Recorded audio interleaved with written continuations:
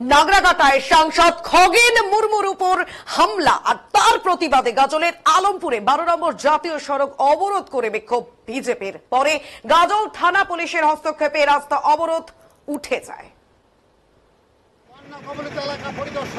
আজ নাগরাকাটায় সাংসদ খগেন মুর্মুর উপর হামলা, রক্তাক্ত পরিস্থিতির সৃষ্টি হয়। আর এরই প্রতিবাদে বিজেপির পক্ষ থেকে বিভিন্ন জায়গায় একের পর এক প্রতিবাদ হচ্ছে। গাজলের আলমপুরে 12 নম্বর জাতীয় সড়ক অবরোধ করে বিক্ষোভ বিজেপির।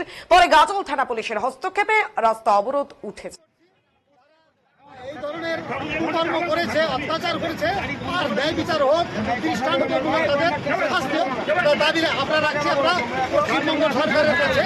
কেননা এই অত্যাচারী সরকার বিভিন্ন জায়গায় ভারতীয় জনতা পার্টির কার্যকর্তার উপর হামলা চালাচ্ছে। এটা যাতে আগামী দিনে না হয় তার জন্য আমরা দাবি রাখছি।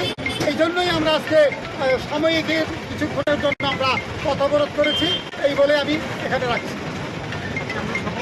আজকে আমাদের বন্ধ সফল হবে।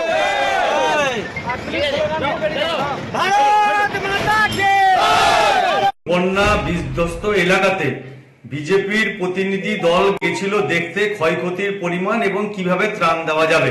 সমস্ত জায়গাতে একটা ব্যাপার থাকে, প্রথমে প্রতিনিধি দল ঘুরে আসে, ক্ষয়ক্ষতির পরিমাণ দেখে, তারপরে সেই ক্ষয়ক্ষতি নিয়ে প্রতিনিধি দলরা পরবর্তীতে যায়। এখানে যাওয়ার পরে রাজ্য সভাপতি এবং বিধানসভা বিরোধী চিফ হুইপ এবং উত্তর মালদার সাংসদ আদিবাসী নেতা, রাজ্য আদিবাসীর সভাপতি খগেন মুর্মু যখন সেই এলাকা থেকে ঘুরে আসে এবং যখন মেন রোডের উপরে উঠছে, তখন তাদের উপরে হামলা হয় এবং পাথর ছোড়া হয়। এবং যারা পাথর ছুঁড়েছে তারা জিজ্ঞাসা করছে আপনারা কি ত্রাণ নিয়ে এসছেন। সম্পূর্ণ পরিকল্পিত ব্যাপার। যখন যায় তখন কোনো ত্রাণ নিয়ে যাওয়া হয় না, সরেজমিনে আসার পর ত্রাণটা যায়। এটাই সব জায়গাতে নিয়ম। উত্তরবঙ্গে ভারতীয় জনতা পার্টির সভাপতি এবং প্রতিনিধি দল মুখ্যমন্ত্রীর আগে পৌঁছে গেছে। এইটা ওই এলাকার তৃণমূলের নেতাদের পছন্দ হয়নি। বিধ্বস্ত মানুষের কাছে বিজেপি আগে পৌঁছে যাওয়ার পরে তার রিয়াকশন মুখ্যমন্ত্রী পরে যাবে, সেইটা তারা মেনে নিতে পারেনি। সেই জন্য হারমাদ, গুন্ডা এবং তৃণমূলের যারা তোলাবাজ, তারা জঙ্গি নাশকতা যারা করে থাকে গোটা পশ্চিমবঙ্গে, সেই জাতীয় লোকদের দিয়ে রক্তাক্ত করা হয়েছে উত্তর মালদার সাংসদ, বিধানসভার চিফ হুইপ এবং রাজ্য সভাপতির ওপর। আমরা তীব্র ধিক্কার জানাচ্ছি। গোটা রাজ্য জুড়ে আমরা বিক্ষোভ করছি।